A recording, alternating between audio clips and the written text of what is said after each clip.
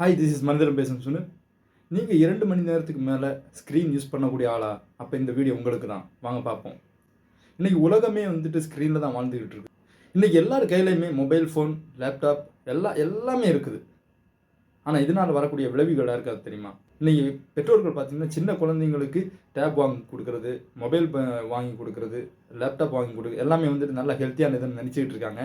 ஆனால் வந்துட்டு ஒரு மிகப்பெரிய அழிவுக்கு இட்டு செல்கின்றது என்பது வந்துட்டு அதிக பேருக்கு தெரியாது. இதனால் வரக்கூடிய நோய் என்ன, இதனால் வரக்கூடிய டிஸார்டர் என்னன்னு பார்த்தீங்கன்னா ஸ்க்ரீன் அடிஷன் டிஸார்டர். இந்த ஸ்க்ரீன் அடிஷன் டிஸார்டருக்கும் சோசியல் அன்சைட்டி டிஸார்டருக்கும் ரொம்ப தொடர்பு இருக்குது. நம்ம போன வீடியோ நீங்கள் பார்த்துருப்பீங்க. ஸ்க்ரீன் அடிஷன் டிஸார்டர்னா என்ன, ஸ்க்ரீன் அடிஷன் டிஸார்டரில் என்னென்ன பாதிப்புகள் இருக்குதுன்னு வாங்க பார்ப்போம். 6.92 மில்லியன் மக்கள் வந்துட்டு இந்த உலகத்தில் வந்துட்டு ஸ்மார்ட் ஃபோன் யூஸ் பண்ணிக்கிட்டு இருக்காங்க. இதில் வந்துட்டு எக்கச்சக்கமான பிரச்சனைகள் வந்துக்கிட்டு இருக்குது. இவர்களுக்கு கண்டிப்பாக ஸ்க்ரீன் அடிஷன் டிஸார்டர் இருப்பதற்கு வாய்ப்புகள் அதிகமாக இருக்குது. ஸ்க்ரீன் அடிஷன் டிஸார்டர்னால் என்ன?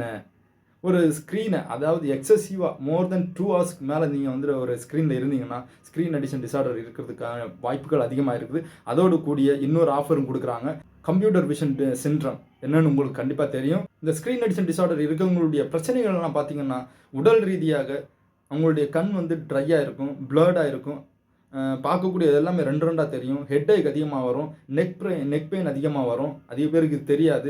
இது வந்துட்டு அவங்களுடைய மென்டல் ஸ்டேஜ் எடுத்து பார்த்தீங்கன்னா டிப்ரெஷன், தொட்டதுக்கு பிடிச்சதுக்கு எல்லாமே டிப்ரெஷன் ஆவாங்க. ஸ்ட்ரெஸ் அதிகமாக இருக்கும், நல்லா தூங்க முடியாது. நைட்டில் 2 மணி நேரம் 3 மணி நேரம் முழிச்சிருப்பாங்க.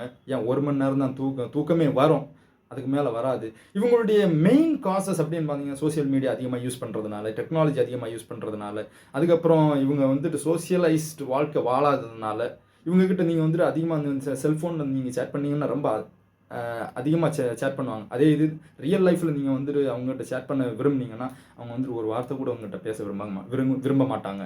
இதுதான் ஸ்க்ரீன் அடிஷன் டிஸார்டரில் இருக்கக்கூடிய மிகப்பெரிய பிரச்சனைகள். இன்றைக்கி அதிக நபர்கள் இதில் இருக்காங்க. இன்றைக்கி இருக்கக்கூடிய எல்லா பெற்றோர்களும் பார்த்தீங்கன்னா எல்லோரும் வந்துட்டு செல்ஃபோன் அவங்க குழந்தைங்களுக்கு கொடுத்துக்கிட்டு இருக்காங்க. ஸ்டடி என்ன சொல்லுதுன்னா 3 இயர்ஸ் கீழே இருக்கக்கூடிய குழந்தைகள் இதை பயன்படுத்தினா கண்டிப்பாக ஸ்க்ரீன் அடிஷன் டிஸார்டர் இருப்பதற்கு வாய்ப்புகள் அதிகமாக இருக்குது.